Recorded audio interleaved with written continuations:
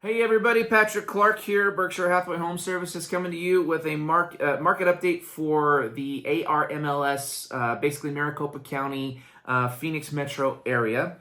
Let's talk listings, supply and demand, listing volume, demand, all that. Look, supply is up, demand is down. Even though interest rates, we've seen a softening in the interest rates, the economic pressure on folks right now is pretty intense. So it is still keeping demand low. However, I've got some information here. I got my computer here and all my papers and all that.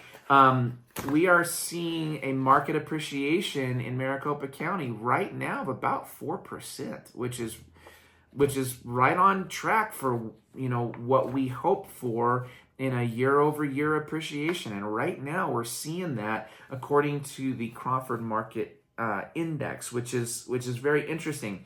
And when I look at the numbers here, I get it, right? So let's talk absorption rate. Right now the absorption rate has been steadily increasing over the last year. So September of 2023, we were just over 2.4 months of inventory, which is definitely still a seller's market. Now, at the end of August 2024, and for the last 3 months, we've been sitting right at around 3.4, just a little over.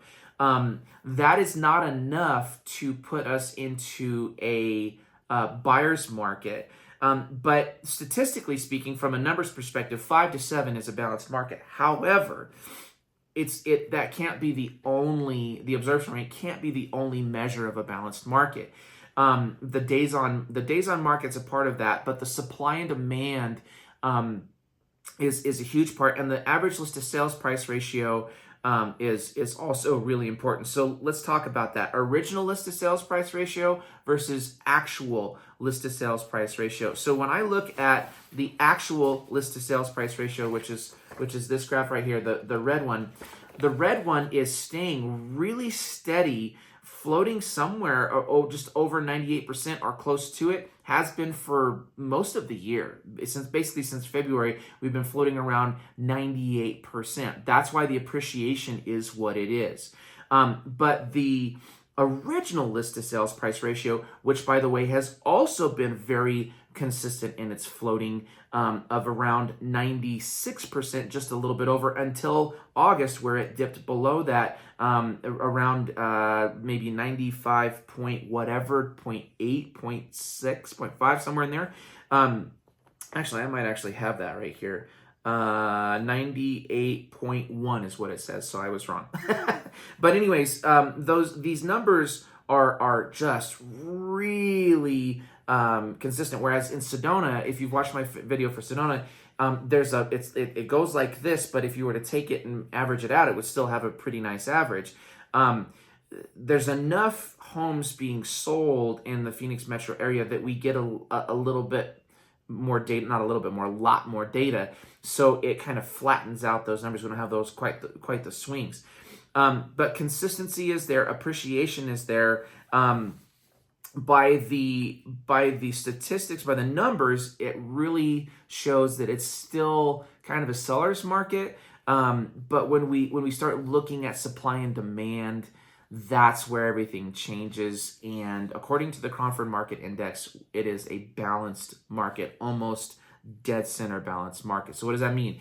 It means that the buyer and seller basically have equal favor. The seller has room to kind of stand their ground, and so does the buyer. Out of the 3 markets that I cover, the ARMLS Phoenix metro area, that includes Scottsdale, Gilbert, Mesa, Queen Creek, that's all the way over to Goodyear, Peoria, the whole metro area. We are seeing less favor in negotiations for the buyer in that particular market than we are, say, in Flagstaff and Sedona. Flagstaff and Sedona typically have a lot more seasonality to their markets, whereas Phoenix is less seasonal. Although it is still seasonal, at the summertime obviously is a little bit harder time to sell homes.